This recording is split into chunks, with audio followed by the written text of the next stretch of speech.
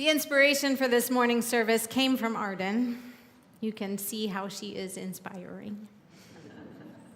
Came from a writing assignment that she completed for school a few months ago. She wrote a vignette so convincing that my father called me after reading it to ask if Taylor Swift had indeed visited Arden's school. She had not.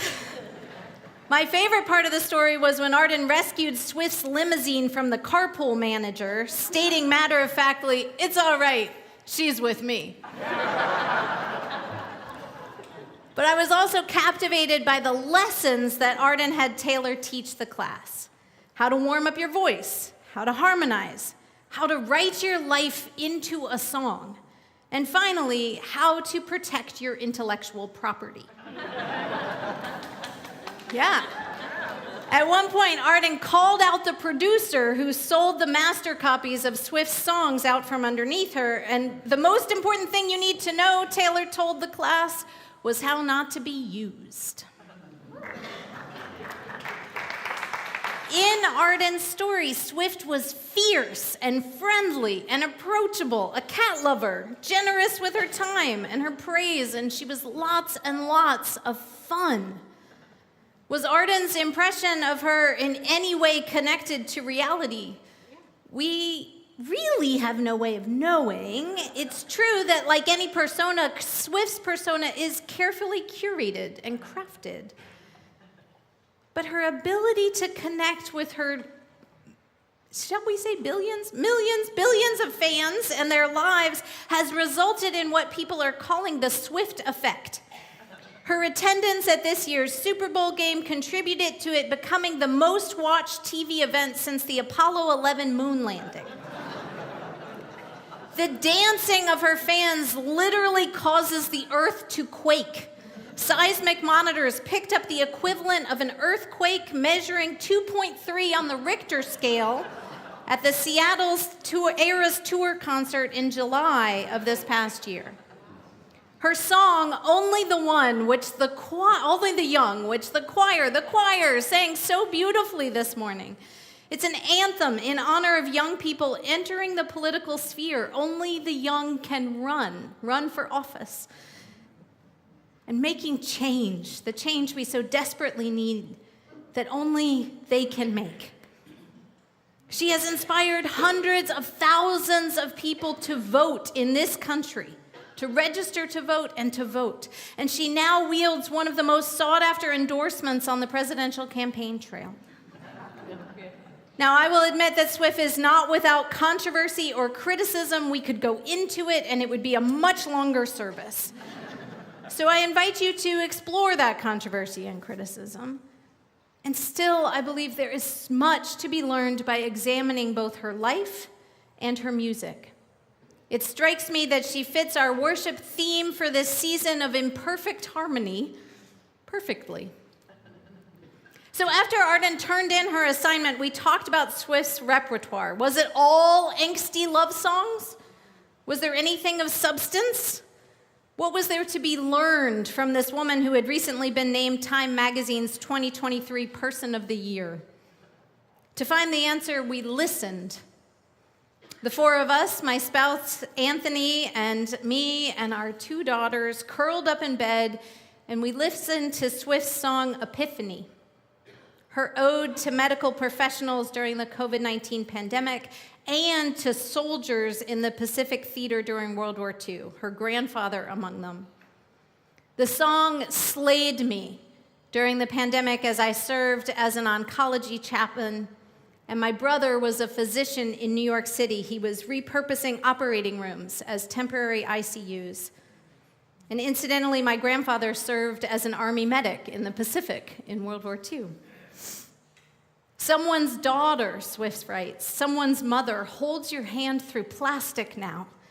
Some things you just can't speak about. I still can't listen to the song without weeping. We talked that morning as a family about what had happened during those years the kids were little.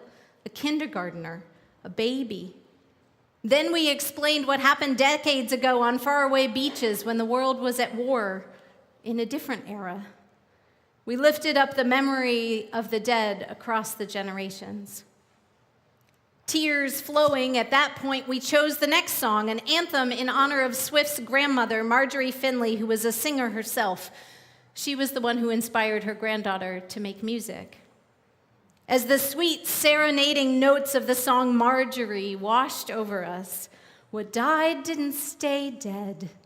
You're alive in my head. I watched our youngest out of the corner of my eye.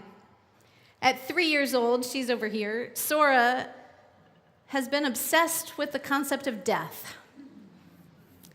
We first encountered it with her last summer when we lost a beloved pet. And now, as I tuck her in at night, this little one often turns to me and says, "Mama, you know, we're all going to die." I know, baby. It's a lot. So I say, "I know. I am going to die," she says. "You are going to die. My grandparents are going to die." "I know, baby." "Okay, good night," she says. And she rolls over contentedly, closes her eyes, and I am up for hours. And I watched her that morning listen, rapt to Taylor Swift's words, and I knew she was taking them in and swirling them around in that small, amazing brain of hers. What does it mean that the beings that we love could still be around after they die? And I marveled. Might she remember this moment one day when we are gone? Will we stay alive forever in her head? God, I hope so. Sitting there that morning, I was 3 and I was 10 and I was 44 and everything in between and beyond. I careened back and forth between the past and the future, coming to rest right there in the pillows, little hands in mine, the songs of our lives lingering in my ears. Soon enough, we were off to the next thing, to cartoons and soccer practice and who knows what else. But Swift had provided the on-ramp to conversations deeper than one might usually expect for a pop star or a pop song. And for that, I am so deeply grateful. As a people, we Unitarian Universalists tend to be deep thinkers, do we not?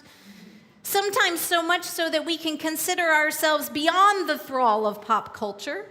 When we do engage popular music, we listen attentively to lyrics. We critique a simple musical structure. We pull apart story and song.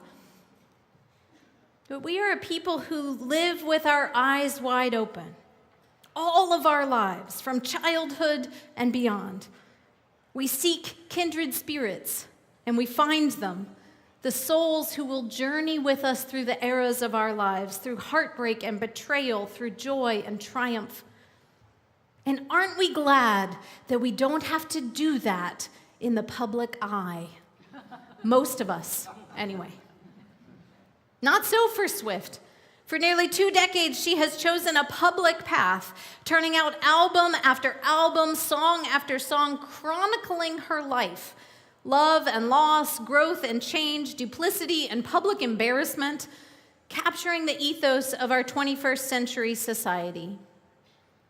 Swift is vulnerable and exposed in her music, and this is why people love it, and her, so much. New York Times journalist Taffy Brodesser-Akner puts it simply, "When you surround yourself with Swift's music enough," she says, "you realize what she is doing. She is telling the story of moving from girlhood into womanhood, cataloging the experiences of what it is to grow up." At 49 years old, Brodesser-Akner describes the religious experience she had at the Eras Tour, a 3-hour concert spanning 17 years of Swift's musical career. She says that she felt saved by both the collective joy of the massive 70,000-person crowd and by Swift herself, whose music spoke to the journalist's own experience of life in profound ways that she had never heard anyone else articulate. Is this not what it means to be saved? To feel seen, validated, understood for who we have been, for who we are, and for who we are becoming. May it be for each of us that all the eras of our lives are marked by such connection, such belonging, such salvation, wherever we may find it.